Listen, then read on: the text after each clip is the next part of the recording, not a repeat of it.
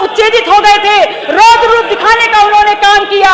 तो मैं उनसे कहती हूं कि आपके रौद्र रूप की गरिमा और सम्मान और बढ़ गया होता यदि आपने अपना ये रौद्र रूप और अपनी नाकें उन पर तरलने का काम किया होता जो आपके बगल में बैठ करके 100 मुकदमे झेल रहे हैं, हत्या के आरोपी है, जमीन की लूटपाट में शामिल है, और आपने लोकतंत्र का मजाक उड़ा करके आपके बगल में डिप्टी सीएम बनकर बैठे हैं। अगर आपने उनके ऊपर आंखें तैर ली होती तो आपका स्वास्थ्य दे गया होता। हम तो हैं विपक्ष में, हम मानते हैं आपसे कम संख्या में है, लेकिन आपको विश्वास दिलाते हैं उस पक्ष में आने में हमको वक्त नहीं लगेगा। सरकार इतने गाजे बाजे के साथ और बजट में की हुई तमाम घोषणाओं के साथ आगे बढ़ रही है, आपको बहुत बहुत मुबारकबाद।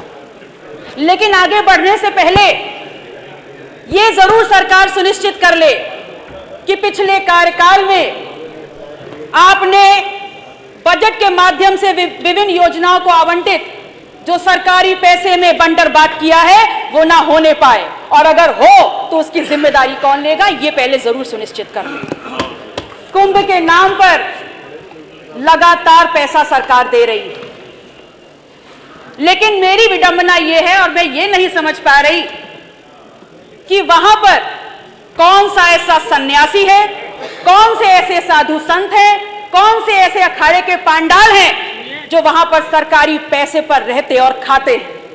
हमारा यह सौभाग्य है कि हमारे प्रदेश के मुखिया माननीय योगी जी स्वयं नाथ संप्रदाय से आते हैं।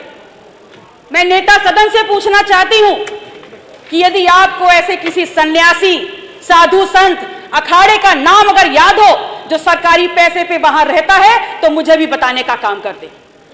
मैं आपसे कहना चाहती हूं कि आप स्वयं जानते हैं और आपसे भली भांति कोई नहीं जानता कि आस्था दिव्यता का प्रतीक होता है, और आप उस दिव्यता को भव्य बनाने के नाम पर अरबों खरबों पैसे देने का काम कर रहे हैं और खुश हो रहे हैं।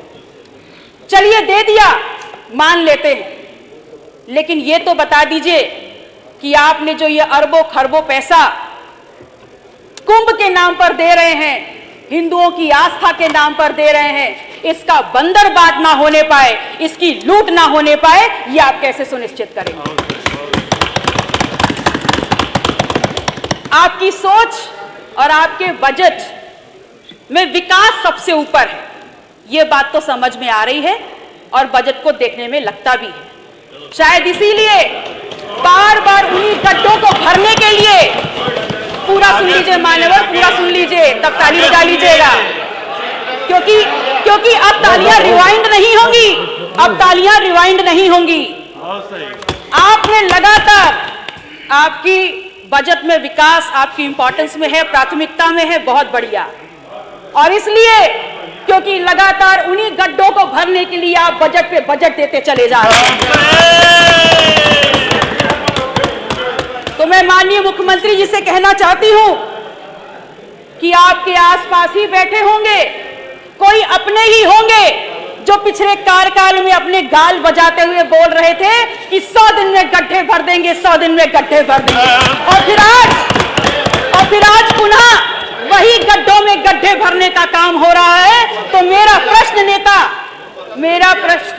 नेता सदन से है, और मान्यवर आपके माध्यम से मैं अपनी बात उन तक पहुंचाना चाहूंगी कि इस प्रश्न का उत्तर जरूर दे दें कि गड्ढों में गड्ढों कर करके जो आप पैसा वहां ढांकने का काम कर रहे हैं उस पर क्या कार्रवाई होगी, इसका जवाब भी दे दीजिए।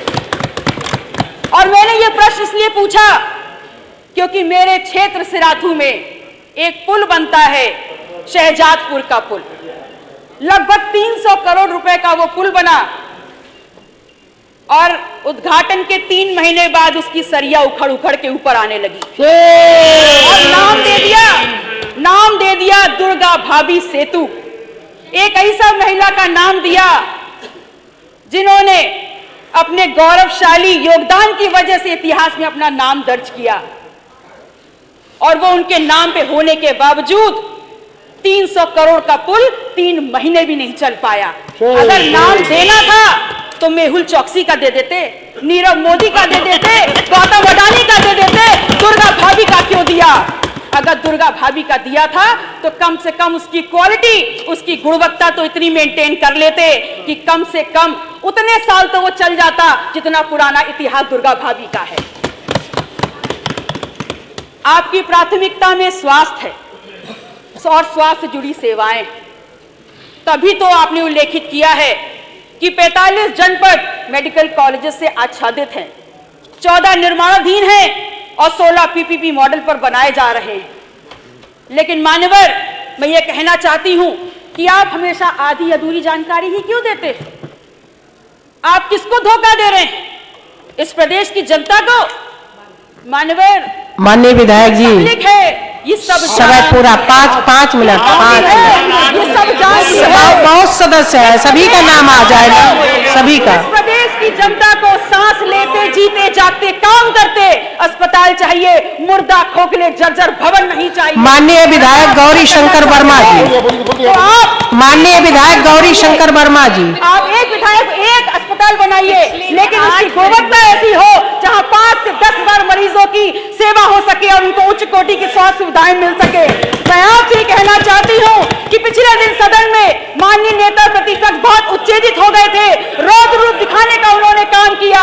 तो मैं उनसे कहती हूं कि आपके रौद्र रूप की गरिमा और सम्मान और बढ़ गया होता यदि आपने अपना ये रौद्र रूप और अपनी नाकें उन पर तरलने का काम किया होता जो आपके बगल में बैठ करके 100 मुकदमे झेल रहे हैं, हत्या के आरोपी है, जमीन की लूटपाट में शामिल है, और आपने लोकतंत्र का मजाक उड़ा करके आपके बगल में डिप्टी सीएम बनकर बैठे हैं। अगर आपने उनके ऊपर आके तैयार ली होती तो आपका स्वास्थ्य दो गया होता।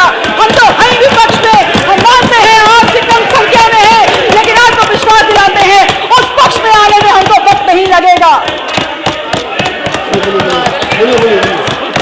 आप सुरक्षा की बात करते हैं और सुरक्षा में माहौल लाते हैं।